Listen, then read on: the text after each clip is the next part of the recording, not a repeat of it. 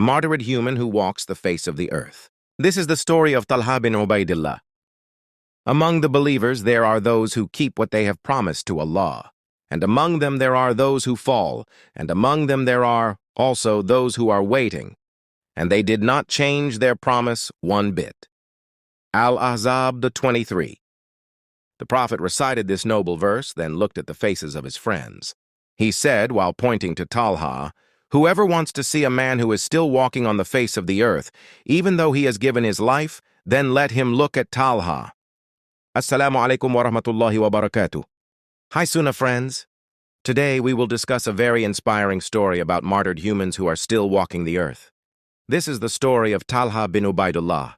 There is no joy that the companions of the Messenger of Allah most desired, which made their hearts fly longing for him more than the position that he gave to Talhah bin Ubaidillah. He will live and die as one of those who keep what they have promised to Allah, and he will not be subject to slander and will not experience difficulties. The Messenger of Allah had given him the good news that he would get heaven.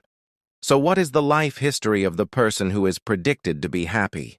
Talhah bin Ubaidillah was a man who sacrificed his life to defend the Prophet Muhammad Shalallaahu Alayhi Wasallam in the Battle of Uhud. He was a martyr but still alive, who set his feet on earth even though he knew that he was in heaven.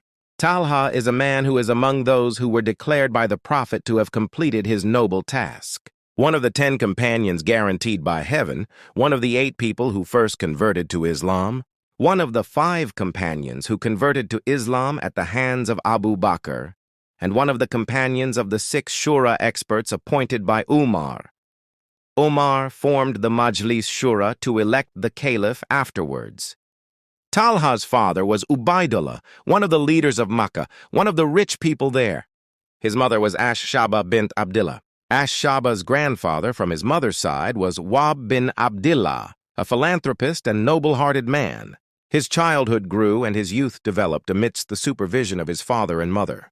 Talhah learned a lot from both of them about the affairs of life, taking on noble morals and commendable qualities from both of them. Until when Talhah reached adulthood, he married Hamna bint Jassi, sister of the Prophet's wife Zainab. Talhah lived in Mecca, so he knew its plains and valleys. He learned archery and spear throwing. As he grew older, Talhah felt that the nature of Makkah was narrowing his soul, so he chose to trade. From here, Talhah became known in the Basra and Siam markets. He was known as a trustworthy merchant and was forged as a broad-hearted trader. Talhah's life walks between 2 states, living or traveling, stationary or moving. When the Prophet Muhammad Sallallahu Alayhi Wasallam was sent by Allah through the angel Gabriel, Abu Bakr believed in his message. When he heard the news, Talhah did not move back and forth and did not hesitate to accept it. When Abu Bakr invited him, he immediately answered the call of truth well. He knew with certainty that Muhammad was Sadiqul Amin without anyone denying it, and Abu Bakr was an honest merchant who could not possibly mislead him. Even though Talhah was a respected man in his people and a rich man with a business that was always growing, he still did not escape persecution from the Quraysh because of his Islam. Fortunately, he and Abu Bakr received protection from Nawfal bin Khuwaylid, the lion of Quraysh, uncle of Khadija, wife of the Prophet. Thus, the persecution of both of them did not last long, because the polytheists of Quraysh felt reluctant towards him and were afraid of the consequences of their actions. Talhah moved to Medina when the Muslims were ordered to emigrate. A martyred human who walks the face of the earth. Rasulullah had conveyed the good news to Talhah that he would die as a martyr with the permission of Allah Ta'ala. From Abu Huraira, when the Messenger of Allah was on Mount Hira, then the mountain shook. So the Messenger of Allah said, "Calm down. Above you there is only one prophet, or Shiddiq, or martyr." On Mount Hira there were the Prophet, Abu Bakr, Umar, Uthman, Ali, Talha, Az-Zubair, and Sa'ad bin Abi Waqqash. When he found out that he would die as a martyr, and that was after he heard the good news from the Prophet. Talhah continued to look for shahada, martyrdom, in places where he might find it. Furthermore, he never missed out on all the wars with the Prophet, except for the Battle of Badr, because at that time the Prophet sent him with Sa'id bin Zayd on an important assignment outside Medina. Thalhah bin Ubaidillah in the War of Uhud. At the Battle of Uhud, Talhah, as usual, sought the Shahada which had been conveyed to him by the Prophet as good news, with the hope that Allah will give it to him on that day. A terrible war took place and many victims fell covering the surface of the earth. Defeat has befallen the polytheists. When the Muslims saw the enemy running away, they laid down their weapons, and the archers dismounted from their positions to collect the spoils. It was at that moment that the majority of the archer troops made a fatal mistake that turned the situation 180 degrees. The victory that was in sight turned into a heartbreaking defeat for the Muslims and almost caused the Prophet to be killed. Their commander-in-chief reminded them of the Prophet's orders. Abdullah bin Jubair said to them, "Have you forgotten what the Messenger of Allah said?" The majority of the archers ignored Abdullah's warning. Then 40 of them left their posts on the hill. They followed the majority of the Muslim troops to participate in collecting the spoils of war. As a result, the backs of the Muslims were empty of guards. All that remained was Abdullah bin Jubair and 9 of them. Khalid bin al-Walid, who was still a kafir at that time, took advantage of this golden opportunity. He turned very quickly until he arrived behind the Muslim troops. Khalid and his friends also quickly finished off Abdullah bin Jubair and his friends. He attacked the Muslim troops from behind. Khalid's cavalry shouted so that the defeated polytheists knew that the situation had changed, so they attacked the Muslims again. A woman from the polytheists, namely Amra binti Alqama al-Harithiyah, immediately raised their banner which has fallen to the ground. The polytheists gathered beneath it. They regrouped their forces, some calling others so that they gathered to attack the Muslims and steadfastly continued the war. The Muslims themselves were squeezed by 2 forces, from the front and from behind. Strong pressure occurred around the Messenger of Allah. At that time, the Messenger of Allah called out, "Come here, O people of Muslims. I am the Messenger of Allah." The polytheists heard his voice, so they recognized him. They immediately focused their attacks on him and united their forces against him before the Muslim troops returned to protect him. At that time, the Prophet was only accompanied by 9 companions, so a fierce war broke out between the polytheists and these 9 people. From Anas bin Malik that at the Battle of Uhud, the Prophet was only accompanied by 7 Ansar and 2 Quraysh. The polytheists attacked him so strongly that he said, "Who wants to withhold them from us is heaven for him." Or he said, "He is my companion in heaven." An Ansar man came forward. He fought until he was killed. The polytheists became more and more violent, so this happened again until all 7 of the Ansar were killed. The last of the 7 Ansar was Imara bin Yazid bin As-Sakan. He fought until his wounds stopped him.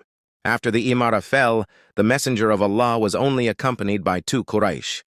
In Ash-Shahihain from Abu Uthman, he said, "There was no one left with the Prophet in some of his wars except for Talhah bin Ubaidillah and Sa'ad bin Abi Waqqash." Meanwhile, Sa'ad bin Abi Waqqash prepared his arrow pouch. The Prophet said, "Let go of your arrows, my father and mother, as a ransom for you." This shows Sa'ad's skill in archery because the Prophet never mentioned his father and mother to anyone other than Sa'ad. Jabiriyah said, "At the Battle of Uhud, the Muslims were in disarray. At that time, the Messenger of Allah was on one side of the battlefield with 12 people. One of them was Talhah. So the polytheists approached. Then Talhah fought like the 12 men who had fallen until his fingers were cut off. He said, "Alas!" So the Messenger of Allah said, "If you say Bismillah, the angels will surely lift you up while people look on." In the history of Tabarani, "If you say Bismillah, the angels will surely take you flying while people look at you." From Qais bin Hazm, he said, "I saw Talhah's hand paralyzed because he protected the Prophet at the Battle of Uhud. In this war, Talhah received 39 or 35 wounds, and his fingers were paralyzed, namely his index finger and middle finger. The Prophet said about Talhah on that day, "Whoever wants to see a martyr walking on the face of the earth, let him look to Talhah bin Ubaidillah." Abu Dawud al-Thayalisi narrated from Aisha radiyallahu anha, he said, "When Abu Bakr remembered the Battle of Uhud, he said, 'That day, everything belonged to Talhah.' Abu Bakr also said about him, 'O Thalhah bin Ubaidillah, this is obligatory for you. Heaven and you have the right to sit on a beautiful pearl.'"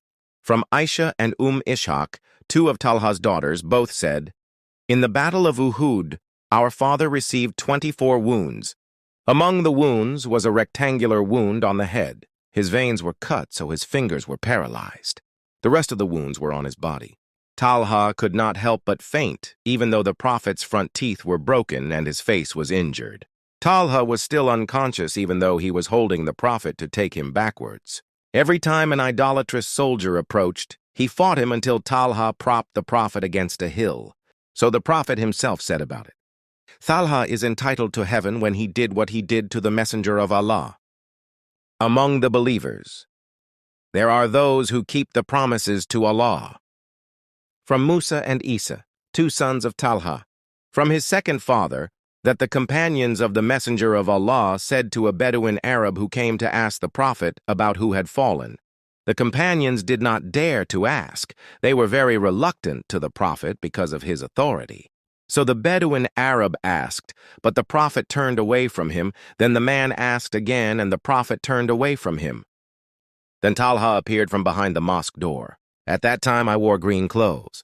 When the Prophet saw me, he said, "Where are the people who ask about who has fallen?" So the person answered, "I am, O Messenger of Allah." The Prophet said, "This person is among those who have fallen." From Talhah he said, "At the Battle of Uhud, I was injured all over my body up to my genitals."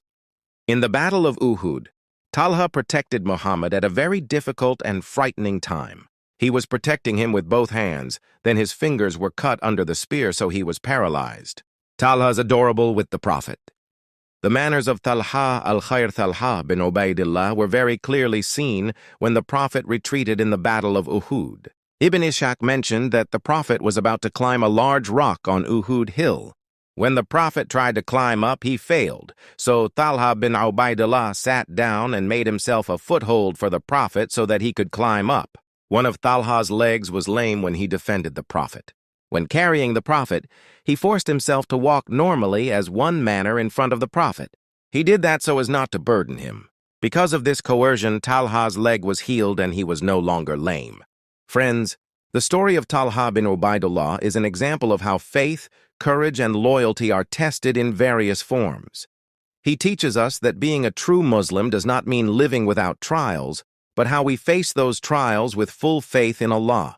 Don't forget to like, subscribe, and share this video so that more people will be inspired by the story of Talhah bin Ubaidillah.